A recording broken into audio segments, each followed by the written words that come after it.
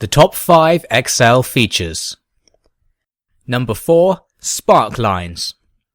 In Excel 2010, a new mini chart feature was added called a Sparkline. You can use this to include small visualizations of datasets in your spreadsheets.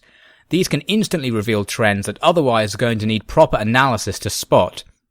Say you have some data showing your sales over a period of time. To add a Sparkline for it, go to the Insert tab and pick Sparkline. In the dialog box, choose the data you want the line to show and a cell to display the line. Note that you can't show the line across multiple cells, but the cell you put it in can be resized to get the Sparkline to the size you want.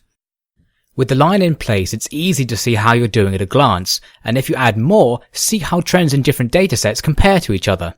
It doesn't even have to just be a line. There are all sorts of more detailed settings you can go into with this feature to show the data as you desire, so definitely play around to get a satisfying look.